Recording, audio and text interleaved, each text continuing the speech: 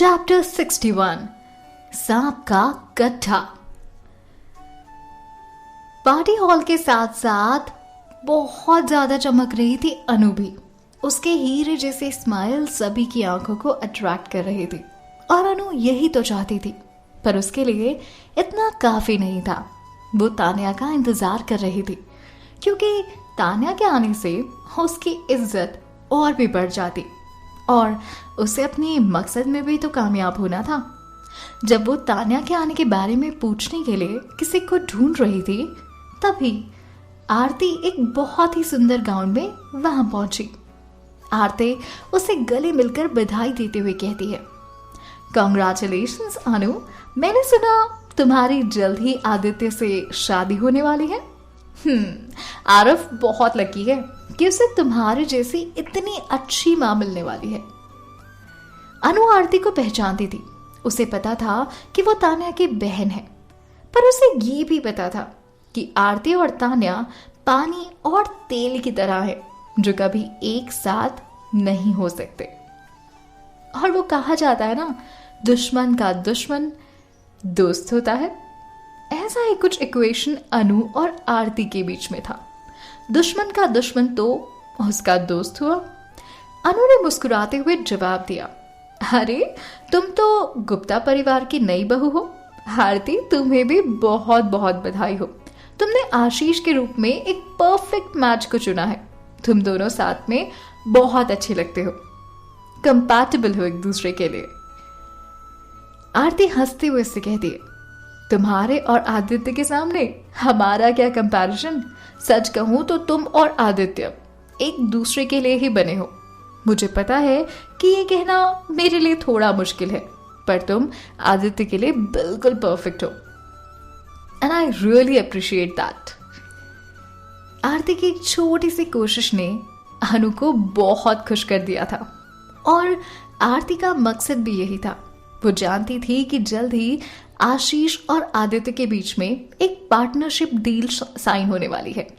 अब ऐसी पार्टनरशिप के बीच में इन दोनों का तालमेल बनाना भी तो बनता है। अनु ने उसे दोस्ती वाली स्माइल देते हुए कहा, तुमने तो मुझे 7वें आसमान पर पहुंचा दिया आरती। मुझे डर है मैं तुम्हारी बहन की तरह आरफ के लिए एक अच्छी मां बन भी पाऊंगी या नहीं, आई डोंट नो। आरती उसे बहुत विश्वास के साथ कहती है, अरे तुम ऐसा सोच भी कैसे सकती हो। तान्या आरफ की जिंदगी का हिस्सा कभी ही नहीं थी। कुछ सालों से तुम ही उसकी असली माँ हो। तुम्हारे अलावा और है भी कौन जो उसे माँ का प्यार दे सके। मुझे पूरा यकीन है कि आरफ ने तो अपने दिल में तुम्हें अपनी माँ की जगह दे भी दी होगी। आरती की बातें सुनकर अनु के कानों में एक मीठे गाने की तरह कुछ तरंगे बज रही थी। उसे बहुत ज्यादा खुशी हो रही थी अपनी तारीफ सुनकर। फिर भी उसने आरती से पूछा, आरती क्या तुम्हें सच में ऐसा लगता है? आई मीन, तुम्हें यकीन है कि मैं ये रिश्ता तुम्हारी बहन से ज्यादा अच्छा निभा पाऊंगी? बिल्कुल अनु, मेरी बहन में ऐसा कुछ भी नहीं है जिससे उसका कंपैरिजन तुमसे किया जा सके। उसमें ऐसी कोई बात नहीं है। उसकी बहन होने के बावजूद भी मुझे उसकी शक्ल तक देखना पसंद नहीं है। इसलिए ये साफ पता चलता है कि वो इंसान कहलाने लायक भी नहीं है। आरती सीरियस होकर उसे इतना सब कुछ कहे जा रही थी और जब भी वो तान्या का नाम ले रही थी, उसके चेहरे पर निराशा साफ दिखाई दे रही थी। कोई भी और व्यक्ति जो तान्या को जानता था, अब तक हो न हो उनकी बातें सुनकर तान्या के बारे में यही सोचता कि तान्या शायद बहुत बुरी और बहुत बेकार होगी। नहीं तो कौन सी बहन अपनी बहन के साथ इस तरह से व्यवहार करेगी, या फिर कौन सी ऐसी बहन होगी जो उसका साथ ना देकर दूसरों का साथ देकर खुद की बहन के बारे में इतना सब कुछ कहेगी।